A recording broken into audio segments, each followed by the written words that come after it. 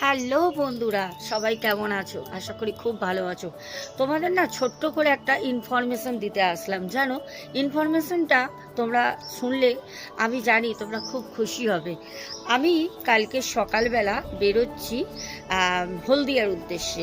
হ্যাঁ, হলদিয়া থেকে যারা আছো, কালকে তোমাদের শহরে আমি যাচ্ছি হলদিয়া। হ্যাঁ, হলদিয়াতে এক আমার বোনের বাড়ি। সে হচ্ছে আমাদের নিয়মিত শ্রোতা, আমাদের ইউটিউব চ্যানেলের এক বড় বন্ধু বলতে পারো, কারণ 3টে চ্যানেলই কিন্তু ফলো করে। আর সাথে তার বাড়িতে যাচ্ছি। তার বাড়িতে গিয়ে অনেক কাজ করব, কালকে অনেক কাজ আছে আর তোমরা সবটাই দেখতে পারবে অবশ্যই।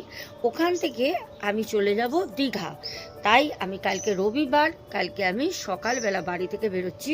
প্রথম যাচ্ছি তোমাদের শহর হলদিয়া, হলদিয়া থেকে দীঘা। তো দীঘাতেও আমি জানি আমার অনেক প্রিয় দর্শক বন্ধুরা থাকে।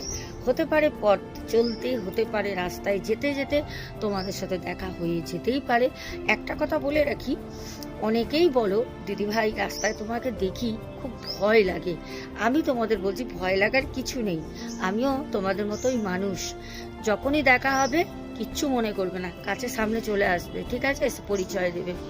জানিয়ে দিলাম, কারণ অনেকেই বলো আমাকে দিদিভাই তোমাকে এখানে দেখেছি, দেখে খুব ভয় লাগছিল, যাবো কি যাবো না, কথা বলবো কি বলবো না। তাই বলে দিলাম এইসব কিছু মনে করবে না, আমি তোমাদের বাড়ির মেয়ে, বাড়ির বোন, বাড়ির দিদি। তো যাই হোক, আর একটা কথা বলে রাখি, কালকে যে বোনের বাড়িতে যাচ্ছি সেই বোন আর তার পরিবার আমার মানে আগেও ওনারা অনেক আমার কাছ থেকে মায়ের আশীর্বাদ ধারণ করেছেন, ভালো আছেন, ভালো ছিলেন। আরও অনেক কাজ ওখানে গিয়ে করতে হবে।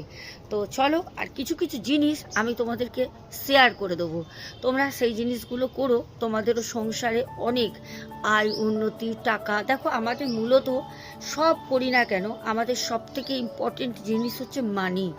টাকা যদি না থাকে আমরা সংসার চালাতে পারবো না, সন্তানকে খাওয়াতেও পারবো না, আর কিছুই করতে পারবো না। সব হচ্ছে টাকা। আমি তোমাদের একটা এমন ছোট্ট নেক্সট ভিডিওয়ে একটা টিপস দেব, যেটা তোমরা করে দেখো। যদি তোমাদের ঘরে মানি না আসে, না থাকে, তোমরা আমাকে অবশ্যই কমেন্ট করে বলবে যে তুমি ভুল কথা বলেছো, কিছু হয়নি। চ্যালেঞ্জ রইল তোমাদের সাথে। এমন একটা আমি টিপস তোমাদের দেব, যেটা করলে তোমরা আজীবন ঘরে কিভাবে পয়সা আসবে। তোমরা দেখো, কেউ তো বসে নেই, সবাই আমরা কাজের দিকে ছুটছি, তো টাকা আসছে না, কিন্তু ওটা করলে আসবে। তো চলো।